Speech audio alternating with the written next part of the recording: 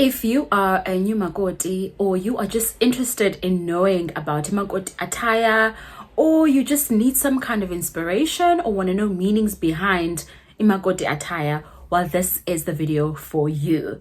I'm going to break it down from head to toe when it comes to Makoti outfits, what we wear, what the meaning behind it is. So stay tuned and let's get started.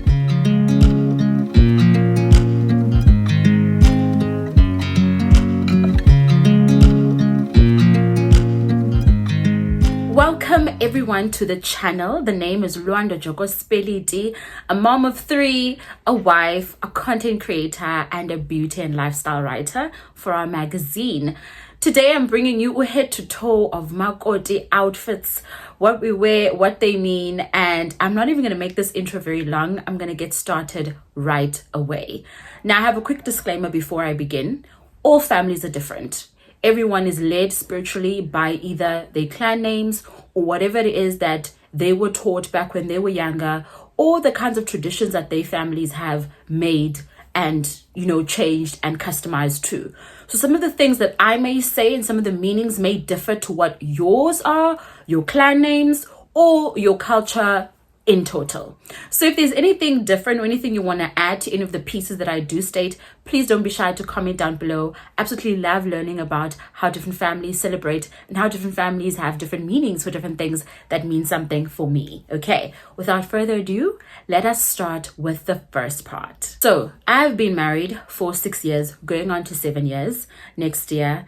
And I got married to my husband, Xhosa, from Transkei, Xhosa specifically. And so this is what I was taught when I was being dressed as a Makoti. As you can see, what I'm wearing is not the traditional Makoti way because Galoko, I'm a seasoned Makoti. But I do have pictures that I'm going to show you to give you examples of each stage and transition that I went to as Makoti. Okay, so I got married super pregnant. I was 8, if not 9 months pregnant at the time. So when it comes to pictures of me when I got dressed for the first time, they're very minimum. And even then it was a struggle to try and find something that would fit my large belly. So a lot of the traditions of what I know and heard from other people was very different because my experience was different. But first we'll start with the duk that we wear. Okay, so you'll notice I'm wearing a blue one, which is not the traditional first one that Makoti would wear. So it's called Itreya or Ikechemiya, ne? And you would notice that a new wife and a new man who comes from the bush would wear ikechemiya. It is a representation of new life. So whenever you see ikechemiya being worn by Makoti, she's a new Makoti. And when you see a man wearing it, then bana, he's a new man. Okay. So the meaning behind this headdress is, it is a sign of respect. So one thing I want you to just really realize when it comes to Xhosa Makoti wear is that it's all about conservative, right, and showing respect to elders. Another thing that you'll notice that some families do is that they would put ikechemiya all the way down, covering the eyes for a couple of days, and then move it further up the head as Makoti transitions into a new life. So if you think of a horse, those blinkers that they put on horses, basically it's for you to focus to what is in front of you and not allow other things to distract you from the outside.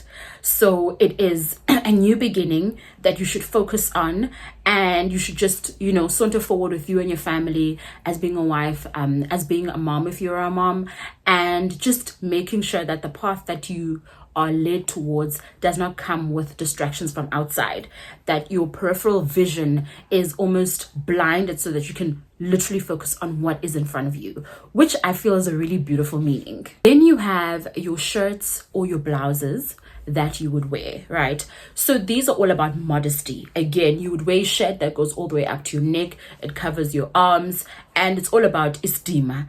The nice thing is that I started off wearing shirts, but then I also started wearing the tight polo necks or tight tops underneath, depending on the weather as well. And really, honestly, there is not much rule when it comes to that. The length of the shirt will depend on what your family wants from you, but I know from me, nothing should show your cleavage. So what I would do is I always go for the round neck or the box neck. I never really do a V. If I do a V, it'll be like a high V if I'm doing a dress, or a shirt or a top. But if you are going to be buying blouses and shirts, please consider modesty and coverage. Very, very important. Okay. Then we move on to the long ankle length skirt. Skirt sizes and lengths will vary according to what your family needs of you. Mine wants mine all the way at the bottom, man. Ankle length is best, if not just halfway up my shins. That is the shortest that I've ever had in terms of iskate, ne, that you wear. So that again is also signifies modesty. The length of it also signifies modesty, and most of the time for flattery and making me look and feel a bit better, I do like high-waisted skirts. I think you've noticed most of them wear them high-waisted, all in the name of modesty and esteem. I also forgot to mention that the skirt is called ishweshwe that you wear, and also the length is also signifying that you're no longer a girl and you are now a married woman, and so therefore you're not calling attention upon yourself for any other suitors who may be interested in you. And then these skirts usually come with an apron that you wear on top, right? And one thing I was taught is that also especially that we wear the skirts, they also have pockets, and those pockets are for your family secrets. Basically, anything that goes on in your household, Chomi, you just put in those pockets and you keep dear to yourself. It was such a funny analogy, and sometimes things happen that might upset you, and so you go into the bedroom, you cry it out, and you just stuff your tissue back into your pocket and you leave like nothing has happened. Yeah, it is just basically trying to say that just keep your family things to yourself. Don't be out here getting overexcited, calling a friend like, Chomi Sana, did you hear? Chomi. Keep everything here to yourself.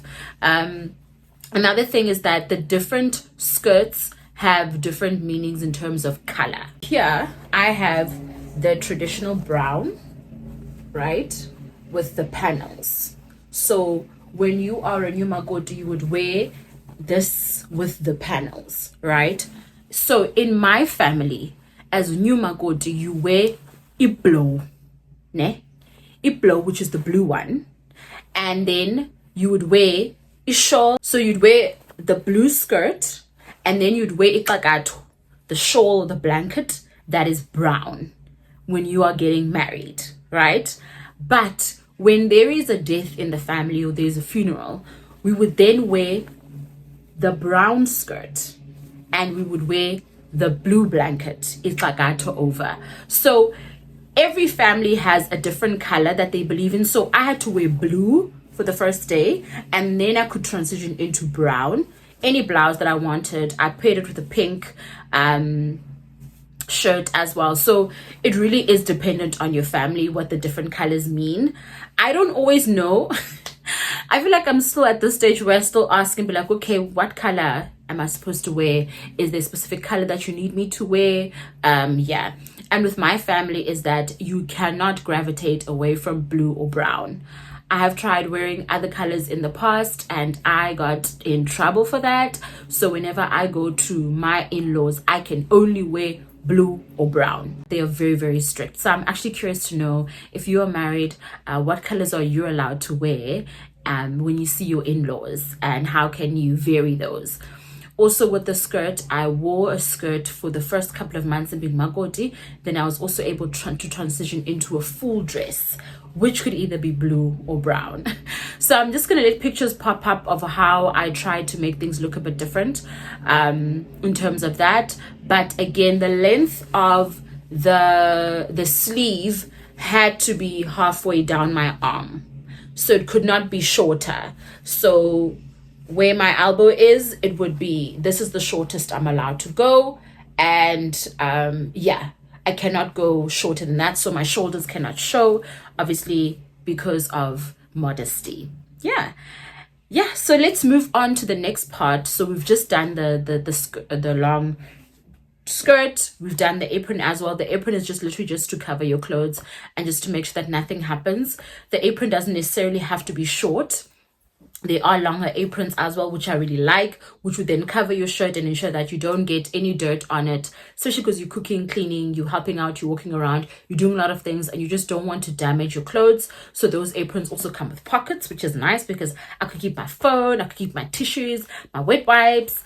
When my child was young, their little dummy, anything that you're going to deem useful, you're able to use all of those pockets and utilize without having to walk around with a bag. Maybe you need something for your lips, or you need powder to powder your face, child, because you're starting to sweat. So I'd keep those things in the pockets as well. So you can, like I said, in the first couple of months, Makoti, you wearing this, which has the panels, and the aprons with this skirt usually are very long, very, very long. So they would be almost the same length as your skirt. But as you transition into dresses and other variations of Makoti wear, you can wear the long apron as well, which comes, and I really like that. Next, we move on to the scarf that you wear around your waist, which would put over the skirt, or shweshwe.